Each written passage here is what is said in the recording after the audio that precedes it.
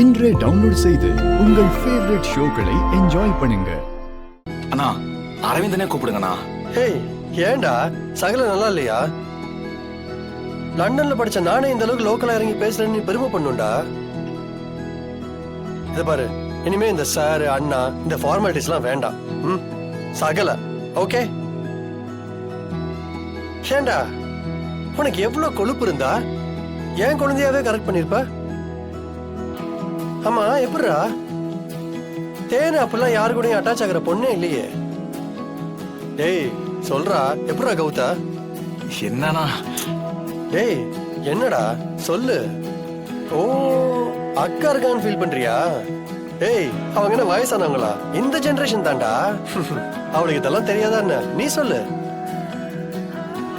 அரவிந்த், வெக்கப்படாதீங்க. அதெல்லாம் நான் ஒண்ணு தப்பா எடுத்துக்க மாட்டேன். சொல்லுங்க. தேனை எனக்கு பார்த்த உடனே பிடிச்சு போச்சு. ஒரு 2-3 தடவை மீட் பண்ணோம், பேசணும்.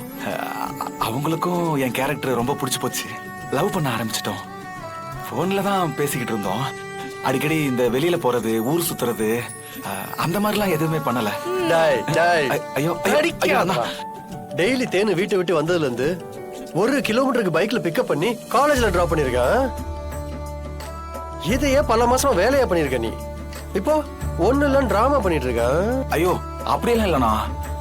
எங்களுக்கு மீட் பண்றதுக்கு டைமே கிடைக்காதா, அதனாலதான். அதனால டிரைவிங்ல உங்க காதல வளர்த்திருக்கீங்க. தமிழ், தேனு எத்தனை நாள் காலேஜ் கட் அடிச்சிருக்கான்னு உனக்கு தெரியுமா? ஐயோ அப்படியெல்லாம் இல்லண்ணா. டெய்லியும் காலேஜ் போயிடுவா. ஒரு நாள் கூட காலேஜ் கட்டடிச்சதே இல்லண்ணா. நம்பிட்டேன்டா தம்பி, நம்பிட்டேன்டா. தேனு ரொம்ப தங்கமான பொண்ணுண்ணா. சத்தியமா சொல்றேன். அந்த பொண்ணு என் லைஃப்ல வந்ததுக்கு நான் தான் கொடுத்து வச்சிருக்கணும்ண்ணா. கரெக்ட் தான், கரெக்ட் தான். தேனு தங்கமான பொண்ணுதான். ஏன்னா அவ அவ அக்கா அளவுக்கு அவ்வளவு வாயடையெல்லாம் கிடையாது. என்னண்ணா என்னாச்சு? ஒண்ணு இல்ல, ஒரு கொசு மிதிச்சிருச்சு, கடிச்சிருச்சு. நீ மேல சொல்லு. ஆனா நான் சொல்ல வந்த விஷயத்தையும் மறந்துட்டேன் பாருங்க. பைக்ல வந்துட்டு இருக்கும் போது வழியில இல்ல, நான் வழியில வரும்போது பிரபுவும் வர்ஷினியும் பேசிக்கிட்டு இருந்தாங்க. அத சொல்லதான் வந்தேன்.